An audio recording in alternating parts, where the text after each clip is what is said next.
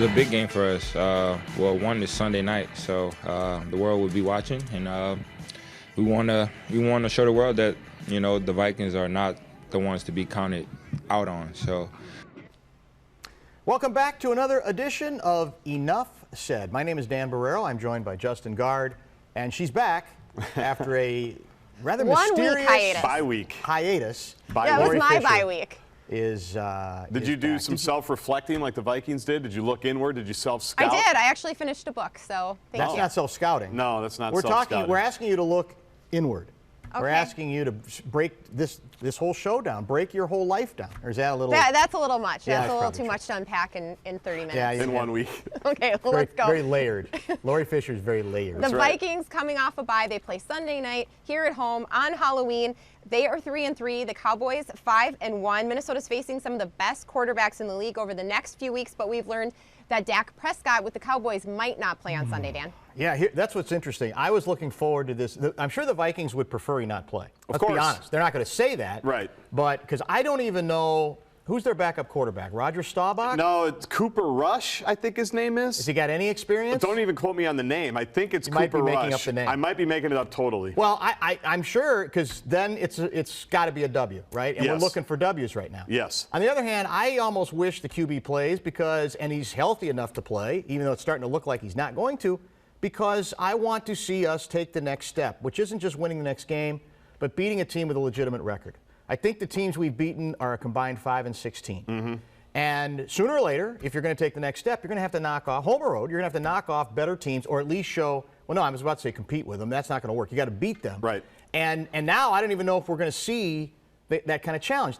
That's what the Packers have already done. I mean, they have beaten two teams we lost to, the Bengals and Cardinals, with fat records. Yep. I think one loss each at this point, and that's because of the Packers beating them in each case. So that's the key. But we may have a very anticlimactic game from an aesthetic standpoint if Prescott doesn't play, because that changes everything. I didn't want to bring the Packers into this. I'm really bitter that you did, because it reminds me the Bengals game, Cincinnati kicker missed like 100 field goals. He was Vikings-like, and then the Thursday night game. So did the game, Packers in that game, I understand. to be fair. I understand. You guys I'm telling you, you guys have too much anti-Packer bias. There's no question about it. They're not great, but you know what they do? They find ways to win. Yes, they do. And they do it against good teams as well. And they had like 15 people out last night. They did. Here's what I'll say. You mentioned facing a good quarterback. Yes. Lamar Jackson, Justin Herbert, Aaron Rodgers. I'm trying to think if there's another one in this mix. I'm fine starting this one off a little slow with Cooper Rush. I know you want to see it. That's not a lot of confidence in your club. Well, partly because... Don't you want to bring it on? Well, I do, and I actually, you know me, I'm more optimistic on this Vikings team, I think, than most, because I do actually draw from, they should have beaten Arizona, they probably should have beat Cincinnati. I know they didn't. I know that's a loser's lament, but I'm in that mix there where I feel like they could be whatever their record would be. They could also be 1-5. They could be, but I'm more glass half full. Because they could have lost the last two as well. This side, the two you're giving they were never in any trouble. Oh, my goodness. They were the never last in 2 any weeks? trouble. What are you paying attention to? They just made things interesting at the end. Have you been channeling Sid, the late, great Sid Hartman? But regardless, this is a massive game because it's at home. You can't have any more hiccups. And I would say any game at home, regardless of who plays or who doesn't, you have to win at this point. You can't have any more hiccups because you lost some of your winnable road games. We mentioned the schedule a million times that the quarterbacks they're about to play are really, really good, so it's going to be tough to rattle off. Like the Gophers, for example, are in a good stretch to rattle off games.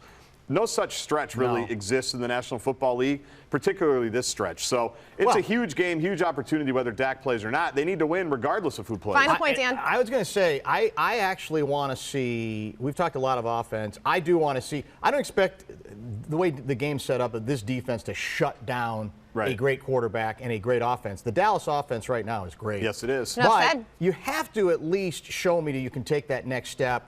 And every once in a while, take the life out of them enough. And that's a well-compensated defense. Yeah. Allegedly, they're healthier now. Take the next step, and that's the bread and butter for the head coach. So let's see some more consistent defense, not breakdowns late in the game and late at the end of the half. And even 2 years ago, Dak shredded them. If That's they true. kept the ball in Dak's hands, they took it out of his hands late. They did, call it, yes. And which was ridiculous because he was phenomenal in that game. We need to wrap it up. Okay. Yes, Sorry. Sorry. Hey, I'm excited to see people's Halloween costumes at the game on Sunday. No, you're not. Those bump shots are going to be fantastic. The bump shots. I love the TV Is that what they call them in the business? the bump shots. Okay, next up, we got to move on. Bump The shots. Wild's winning streak unfortunately came to an end on Sunday against the Predators. Done with them. Oh, okay. It's early in the season, Dan. They beat Vancouver, and then unfortunately against Seattle on Thursday night, I'm not done with them, but I did turn off in the second period because they lost 4-1, unfortunately. Do you think just those first few... I know. Those first few games, though, they were very exciting. I know they were all overtime wins, but do you think it was just kind of luck at the beginning of the season and now we're kind of settling in? What do you think, Justin? Puck luck. I don't know. I mean, the game against Vancouver, for example, they played really well. Game against Seattle, they didn't. The story, though, that's not going away is Kirill Kaprizov's still not playing well. You're ready to rip him for signing him to the long-term deal after you beg them to do it. You're going to play it both ways. No, I'm not. But what's interesting is you can tell, whether it should or not, the expectations of the contract are bugging him right now because he's not playing well. He's getting frustrated. You've got people we trust like Russo Radio, Michael Russo, the Athletic, saying he's not even trying half the time. He's not doing the things he used to do that made him good. You guys are all shock jocks. No, not really. Well, I'm Mr. Negative, and I'm saying around. Let's let it breathe a little bit longer. I agree with that totally. Because even he has not scoring goals, but didn't he have a couple of games where he had some pretty legitimate assists that helped us win? And he still does, yeah. It's not even, it's going to be November 1st. So you say pump the brakes, calm down. A little bit. Yeah. I mean, I just think it's a little soon to basically go, see, we didn't play anybody last year, and maybe Kaprizov's overrated.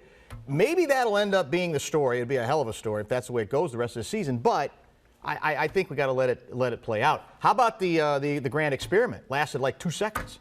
Oh, put them together. And Kaprizov together, and it's already that experiment, which was going to fix everything. Everson apparently got tired of halfway I'm glad we through. got that out of the way because people have been asking for that for the last year. Right. Put them together, see what happens, and now we saw it, now we know. And really, I did that whole long wind-up about Kaprizov is that they've won a bunch of games without him playing well, which to me is actually a positive because you do have faith that at some point he's not going to be a mess all year long. I'd be stunned, like you said. I'd be absolutely stunned. Unless he's just vastly overrated. Yeah, we saw too much. We saw too much a year ago. 30 seconds. You want to trade him? No. We saw too much a year ago. They had to do it. You'd be trading him low right now. I know. No, I would not trade him. No, let's let it play out. I think another thing to watch, though, do we have a real backup goalie? And I think there's concern that we don't, and that's tricky. Now, maybe we go with Talbot forever. Just ride him. And ride him all the way through, but that's a little bit of a concern. I'll be there on Tuesday, so stand by for tweets. Seriously? Yeah. Are you going to say? Stand by for tweets. Let's I'm going to look for Nordy. Play hockey. Are you going to be there? You have that chance to? Yes, I'll be there. Well, no, I mean as the big guest. I'm not that big, Dan. No, we could probably get that done. We should get it done. We've got some connections. Let's move on. Fisher on Let's Play Hockey. The Timberwolves beat the Milwaukee Bucks on Wednesday night. The Nuggets are up next at Target Center. The Wolves are 3-1, fourth in the conference behind Jazz, Warriors, and Mavericks, Dan. Top 4 seed already. Yeah. What does the top 4 seed get? Home ice. Home court advantage. I mean, we call it home ice in round number 1. We've seen already, is this too much to ask? In all honesty, you know what would be the best thing that could happen to the Minnesota Timberwolves? That for literally, I'll go 8 weeks, there's no coverage on them. They still play the games, but there's no media there. We're not talking about them on the radio. No social media. We're not talking about them on TV. And we just see at the end of that period what we have. Because we're in that mode again where we're so desperate for success. Yeah. We overreact to stuff, and we then turn around and we see them in their third game. They were awful. They rebounded beautifully against the Bucks. It was a terrific victory. Bucks were missing 2 starters, I'll still say. That was a very nice victory. Got saved by Anthony Edwards with a big-time drive at the end of the basket. But that's going to be the challenge is, again, making too much or too little of what happens, and really what we need is a long period of time. Then we say, let's evaluate at that point. But I guess that's no fun. Well, Lori mentioned she's going to be at the X. I had Herb Brooks in my mind the last week or so. Yes. Because one of the best scenes in the movie Miracle is when Kurt Russell, basically after one of the exhibition games, skates them all night long because they basically mailed it in an exhibition game. So he does the Herbie bit, and he just had a whistle, and he just said, again. That's what I want Chris Finch to do. And we talked about this last week. He did that after the first game when they crushed it. He did not celebrate. He didn't. He just said, we did great. Now we have to keep it going. And the same thing applies, that they've done it for, I don't know, how many games have they played? 4? So 4. 2.5 games maybe. In the Milwaukee game, what's encouraging about it is you built a big lead. You came out with the right energy. You took a punch from Greek Freak, who was ridiculous. Karl Anthony Towns didn't get into the crazy stuff that he always gets into. He wasn't flailing around trying to draw fouls. He was just being a legitimate power forward / center. and the kid helped you, Anthony Edwards helped you steal it back. And the kid, again, what I like about him beyond his talent is he's got more of an edge than I thought he did. No question. When the word was, does he really even love basketball?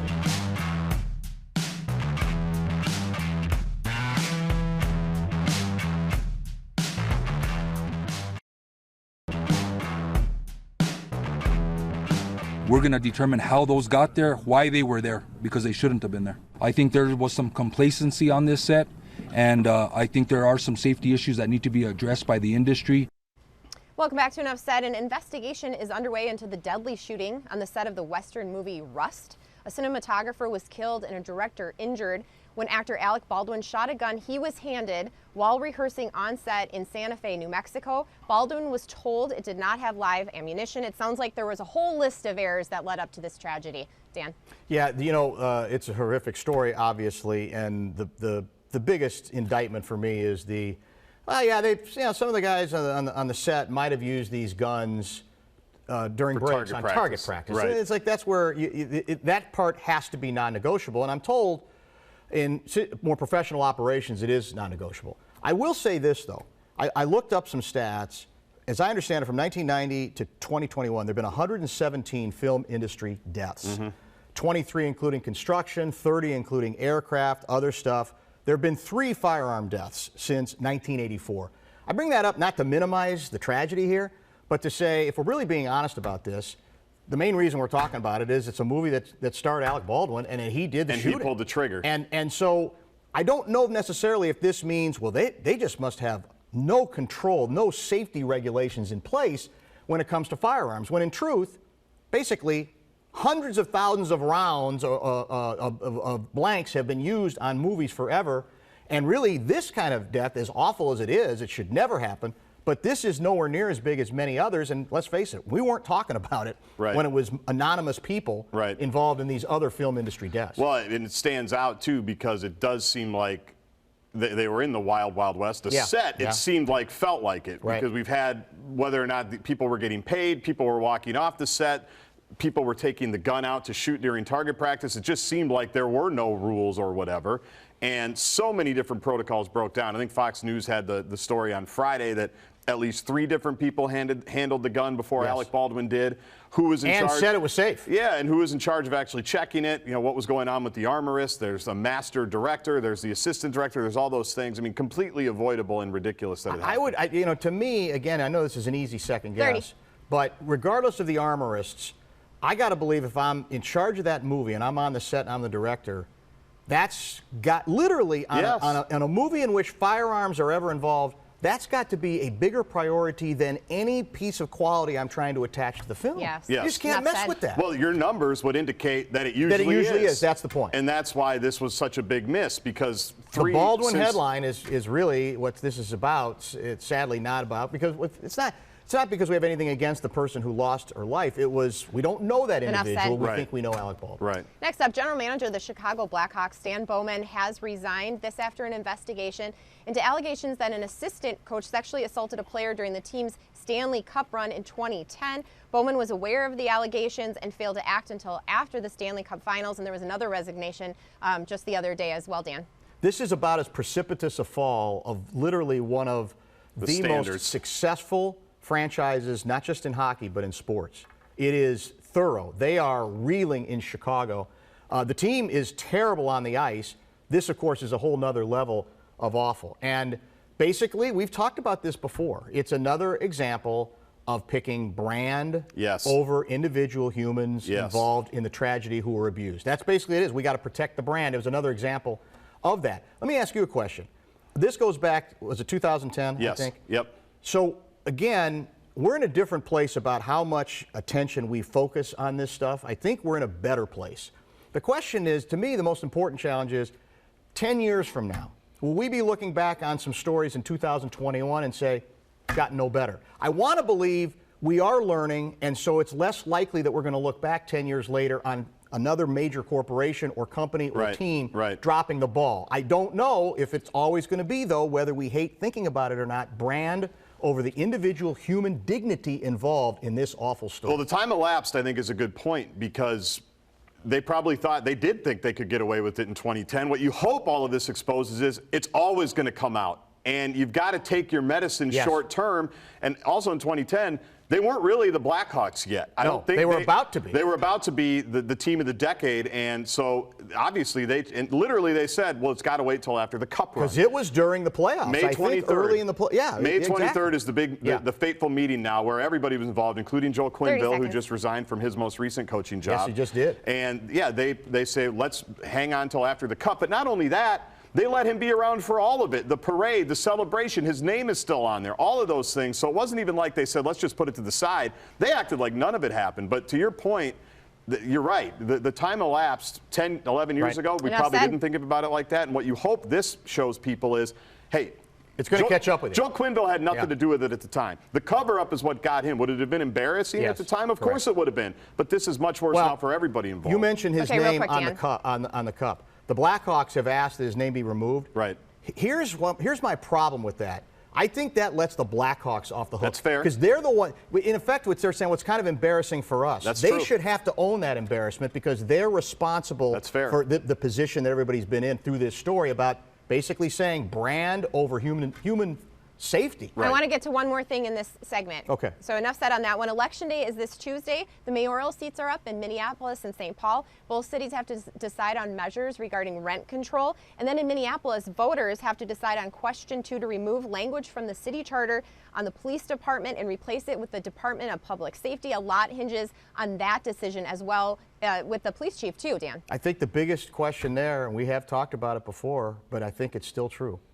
I'm still not sure that people understand what they'd be voting for or against. There's still so much gray area. Look at how you had to get judges involved about how it's going to be, what kind of language is enough or too much, etc. So it's a key story. There's no question about that. Nationally, the story is, will this be the first indicator that the Democrats are already blowing their opportunity, right? And there is some concern in a couple places that may be the case. But here, these are really key issues, and I have no idea what to think. My gut tells me it's going to be defeated. Yes. But I honestly don't know, because I think deep down, a lot of the people who this is supposed to be about protecting, this big change, are actually the people who are going to be most hurt by it in terms of ongoing crime issues in those communities. And I think, according to polls at least, that's what we're hearing from individuals in those communities. They obviously want better policing, but they don't want fewer police, and they are concerned about who is going to show up. And one thing that's not being addressed at all on anything is the police accountability piece. And I know that's a concern for everybody down there, is how do you hold, because we're all against bad policing, right? And there doesn't seem to be any clear method of how those things will be addressed, regardless of what happens. Going against publicly, you think that'll make a difference? There's some bitterness that you want.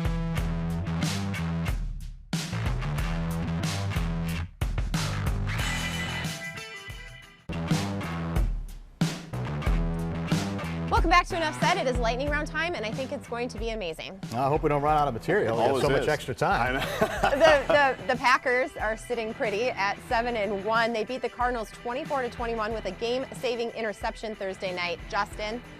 Yeah, as expected. Go ahead, just make fun of them and I'm not making fun of them. Denigrate them and downplay it. I agreed with Sean Salisbury on the radio show on Thursday that said, weren't they like 7-point underdogs on the road?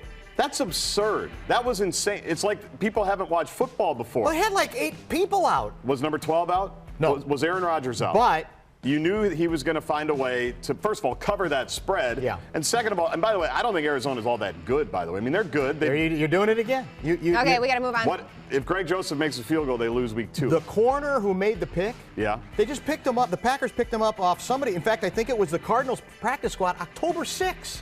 That's how resourceful the team that you despise is. Just next up, live with it. Well, I live with it every day. Yeah, but you don't accept it. I accept it. You seem to want to downplay I was the one that said they were going to win that game. Next They up, were going to win that game. It was a no-brainer. Last weekend, Tampa Bay receiver Mike Evans tossed Tom Brady's 600th touchdown pass to a fan. Well, Brady wanted to keep that ball because it was special to him, of course. Yes. So in return, the fan got signed jerseys, helmet, $1,000 credit at the team store, season passes for the rest of this year next, and a single Bitcoin from Brady himself, That's Dan. the key. You hear about that? That was added, right? Do you think Brady was feeling guilty? Well, the ball's how worth much is the 500,000. Bitcoin worth? 63,000. 63 grand right now. Yeah.